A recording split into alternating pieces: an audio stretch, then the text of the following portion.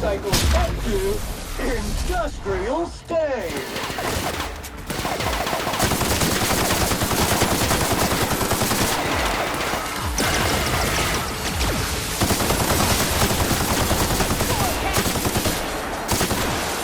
Customers, do your right.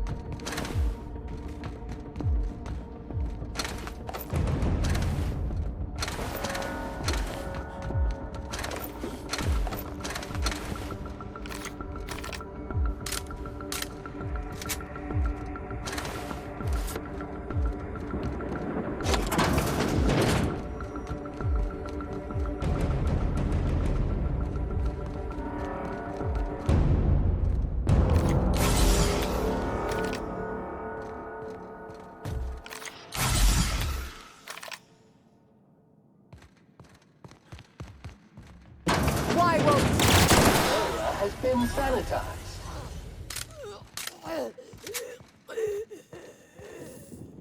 Get me out of here!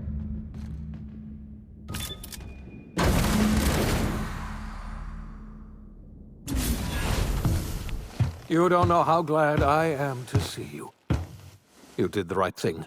Akande was a monster. Her death was much deserved, and long overdue. And you lunatic! You broke into the board's own fortress just to rescue one doddering old man! You are absolutely out of your mind, and I can't begin to thank you enough.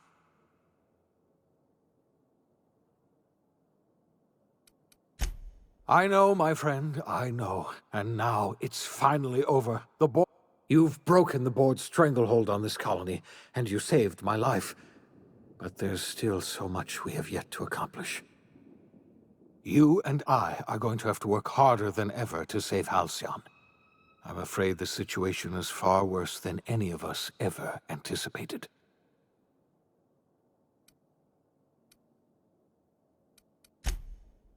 Earth has gone dark. We haven't received a single message in 3 years. There's been no communication, no signals, nothing. 2 years ago, the Earth's Directorate's frigate disappeared on their way back to Earth. We don't know what they discovered when they arrived, or if they arrived at all. So we've got to make do on our own. Seems to me that'll make us stronger in the end anyhow. You're quite right. We've got no choice but to make do on our own. We're in serious trouble, my friend. Do you know what this means for Halcyon? We can't rely on Earth for support anymore. We've been cut loose. We're entirely on our own.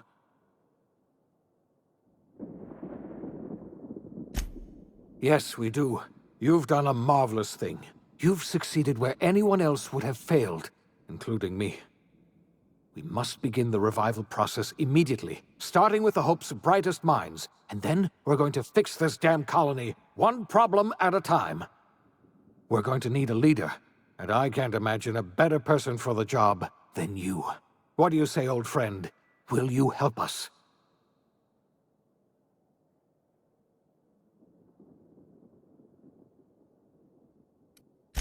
When I revived you, I thought you were going to help me save this colony. I was wrong. I had our roles reversed, you see. You're the one who's going to save us all. I'm just the one who set you on your path. You're the best thing to ever happen to Halcyon. If you want to take it upon yourself to lead this colony, you have my support. We're not a colony any longer, are we? Our last connection to Earth has been severed, and so we have been set free. Our future is uncertain, and no one knows what tomorrow...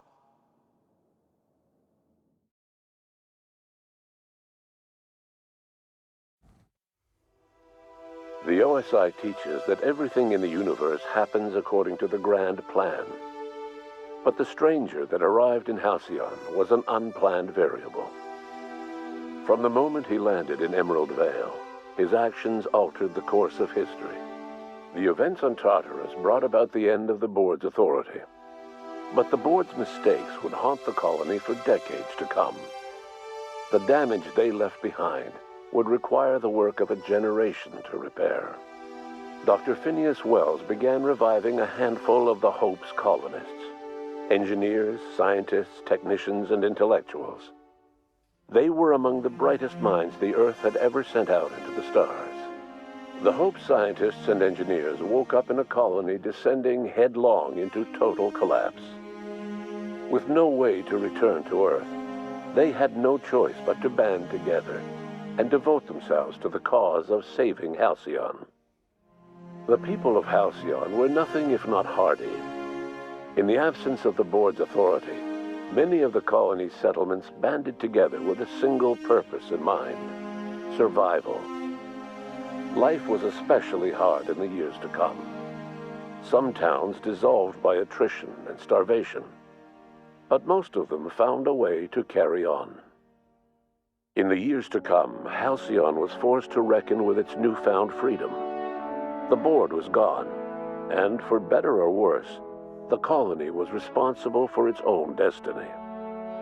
Between MSI's worker-centric policies and the iconoclast's manpower, Sanjar and Zora were able to rally many of the Terra 2 townships to their cause. MSI's workforce swelled, and the iconoclasts enjoyed a significant surge in their ranks. The board was too distracted by infighting and internal politics to stop MSI from becoming a powerful corporation and a refuge for townships that might have fallen through the cracks. Sublight Salvage adapted to the changes in Halcyon, shifting their business model to suit the times. Their claims of legitimacy were scrutinized, but ultimately unquestioned. Lilia Hagen would continue to protect her family as ruthlessly as ever. Adelaide McDevitt replaced Reed Thompson as the leader of Edgewater. She and her followers transformed Edgewater in their image. Anyone loyal to Reed was pressured into leaving town, and those who stayed behind adapted to her way of life. Adelaide transformed the old cannery into a new garden. The nearby Edgewater Cemetery provided a convenient source of fertilizer. As for Reed Thompson, it was said that he lasted exactly 2 days outside the walls of Edgewater. Years later, a marauder was found in possession of his hat. Under the leadership of Junlei Tennyson, the Groundbreaker held firm against corporate influence. The ship's mechanical stability gave Junlei the time to educate a promising generation of engineers schooled in her family's traditions. The future of the Groundbreaker looks promising. The rediscovery of the Hope and the abandonment of the Lifetime Employment Program forced Byzantium to come to terms with some uncomfortable realities about the state of Halcyon. While Byzantines were reluctant to surrender the luxuries they'd grown accustomed to, the board's diminished authority gave them little choice in the matter. Nearly everyone had to learn to make do with less. Some even had to get jobs. It was a dark time indeed. Ellie savored her adventures on the Unreliable. Once they were done, she returned to life as usual, running missions of dubious legality, shunning respectable work, and living life to the fullest. She meant to reach out to her one-time captain, but she was always bad at keeping in touch. Life in Halcyon was sobering for Felix Millstone. The grand revolution he dreamed of never came. There was no great awakening for the colony, no celebrations in the streets. There was only the hard, desperate work of trying to repair a broken colony. Felix never had a head for numbers, but if there was labor to be done, he was there to help. Eventually, Felix realized that the work of a revolution was done with 2 hands. As much as he enjoyed his adventures aboard the Unreliable, the vicar, known as Max, eventually decided that it was time to move on, to live out the life he had sought so long to create. He knew there were many in the colony who carried burdens much worse than the ones he had struggled with, and he devoted himself to easing their suffering wherever he could. He only ever took up arms again to defend the defenseless. Unshackled from a lifetime of striving and fighting the universe and himself, Vicar Maximilian de Soto was finally at peace. Once the matter with the Hope colonists was resolved, Junlei bashfully asked Parvati if she'd like to join her permanently on the Groundbreaker, and Parvati enthusiastically, if somewhat awkwardly, agreed. The stories of her adventures spread across the colony, and Parvati soon found herself the center of attention. Having served as the engineer of a renowned spacecraft, tramp freighters and wildcat miners sought her out by name, and in no time, she was a fixture in the Groundbreaker's mechanical ecosystem. She and Junlei were never far apart. Nyoka returned to Monarch to take another crack at making a permanent life for herself. She formed the Charon Group, a mercenary outfit of ragtag survivalists and wilderness experts. Anyone in need of a guide, or just looking to throw back a beer and swap stories, could find her camping on the trail or clearing an infestation. The SAM unit that accompanied you spread awareness of the product line's superior sanitation and maintenance capabilities across what was left of the colony. This led to a boost in SAM unit sales. Did you know that SAM units are the longest-lasting, toughest-acting cleaning solution in Halcyon? Minister Clark was released from house arrest, and his contact with you gave him a sense of renewed purpose and vigor. Once it became clear that no help would be coming from Earth, he threw his considerable efforts and talents into helping Halcyon manage the crisis before it. As for Dr. Phineas Wells, he spent his remaining years in his orbital lab. He eventually came to terms with his own past and was able to forgive the mistakes of his younger self by devoting his remaining years to serving the colony. Dr. Wells was able to revive many more scientists and engineers than he first expected, thanks to the additional batch of chemicals you stole from the Ministry. Wells never forgot about the human lives that were lost in acquiring these chemicals. In the end, Dr. Wells was able to save every scientist and engineer aboard the Hope. Over the next decade, nearly all of the Hope's remaining colonists were successfully revived.